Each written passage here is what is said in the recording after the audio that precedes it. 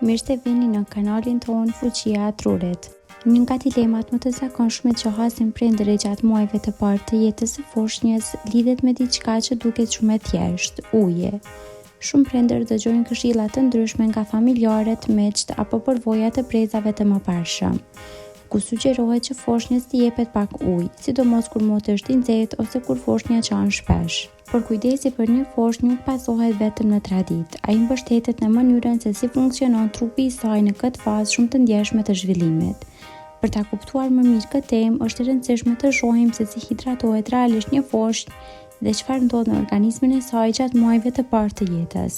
Si hidratohet një foshnjë në muajt e parë të jetës? Në 6 muajt e parë, ushqimi kryesor i foshnjës është qumshti i gjirit ose formular për foshnja. Këto nuk janë vetëm ushqim, por edhe burim kryesor i lëngjeve që i nevojitin trupit. Qumshti i gjirit përmban një përqindje shumë të lartë uji, rreth 88% dhe shumë i përshtatur biologjikisht për nevojat e foshnjës. Në fillim të çdo ushqyerje, qumshti është më i hollë dhe më hidratues, duke ndihmuar në shuarjen e etjes. Ndërsa ushqyerja vazhdon, qumshti bëhet më i pasur me yndyrna dhe energji për të siguruar ngopje dhe rritje të shëndetshme. Edhe formula për foshnjë është krijuar për të imituar këtë ekuilibër duke siguruar sasinë e duhur të lëngjeve dhe ushqyesve në çdo vakt. Kjo do të thotë se hidratimi i foshnjës realizohet natyrshëm përmes ushqyerjes së zakonshme. Madhësia e stomakut dhe rëndësia e ushqimit. Një faktor shumë i rëndësishëm që shpesh nuk merret parasysh është madhësia e stomakut të foshnjës. Në muajt e parë, stomaku i saj është shumë i vogël dhe mund të mbajë vetëm sasi të kufizuara lëngu. Kur stomaku mbushet me ujë, ai zë hapësirën që normalisht duhet të mbushet me qumësht.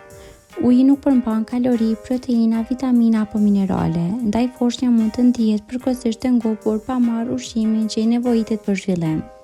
Me kalimin e kohës, kjo mund të ndikojë në marrjen e pamjaftueshme të energjisë dhe në ritmin e rritjes. Zhvillimi i veshkave dhe balanca e lëngjeve. Organizmi i foshnjës nuk funksionon si ai i një të rrituri. Veshkat e saj janë ende në zhvillim dhe nuk kanë aftësinë të përpunojë sasi të mëdha uji. Balanca e lëngjeve dhe mineraleve në trup është shumë delikate gjatë kësaj periudhe. Kur futet uji i tepërt, mund të ndodhë hollimi i elektroliteve në gjak, gjë që prish ekuilibrin normal të organizmit. Për këtë arsye, pediatria moderne rekomandon kujdes maksimal me çdo lëng që nuk është qumështgjirje apo formulë. Keqkuptimet më të zakonshme tek prindërit. Shumë prindër mendojnë se e çara e foshnjës lidhet me etjen. Në realitet, foshnja çajin për shumë arsye: uri, lodhje, nevojë për kontakt fizik, gazra apo ndjesi siklete. Një tjetër keqkuptim lidhet me temperaturat e larta. Edhe gjatë verës, foshnja nuk ka nevojë për ujë shtesë. Zgjidhja më e sigurt është ushqyerja më e shpeshtë me gjy ose formulë, e cila siguron hidratim të mjaftueshëm dhe të balancuar. Gjithashtu, disa persona mendojnë se pak ujë ndihmon tretjen apo qetësimin e foshnjës, por nuk ka prova shkencore që e mbështesin këtë praktikë në muajt e parë të jetës. Kur fillon futja e ujit? Uji zakonisht futet gradualisht rreth moshës 6 muaj, në momentin kur foshnja fillon ushqimet plotësuese. Edhe atëherë sasia është e vogël dhe shërben vetëm si plotësim gjatë vakteve. Qumshti vazhdon të mbetet burim kryesor i ushqimit dhe hidratimit gjatë gjithë vitit të parë të jetës. Rëndësia përgatitjes së saktë të formulës. Një aspekt shumë i rëndësishëm është përgatitja korrekte e formulës për foshnja. Raporti ujë-plohur duhet ndjekur gjithmonë sipas udhëzimeve. Shtimi i më shumë ujit për ta bërë formulën më të hollë mund të prish balancën ushqyese dhe të krijojë probleme për organizmin e foshnjës. Muajt e parë të jetës janë një periudhë ku organizmi i foshnjës është jashtëzakonisht i ndjeshëm dhe çdo zgjidhje në ushqyerje ka ndikim të drejtë në rritjen dhe zhvillimin e saj.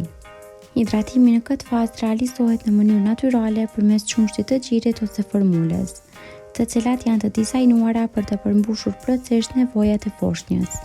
Kuptimi i mënyrës se si funksionon trupi një foshnje ndihmon prindërit të marrin vendime më të sigurta dhe të shmangin praktika që duken të padëmshme, por që nuk janë të përshtatshme për këtë moshë. Në çdo rast pasigurie, konsultimi me pediatrin mbetet mënyra më e sigurt për të garantuar mirëqenien dhe shëndetin e fëmijës. Kaq për këtë video. Faleminderit që na ndoqët dhe për më shumë video të tilla bëni subscribe, like dhe comment.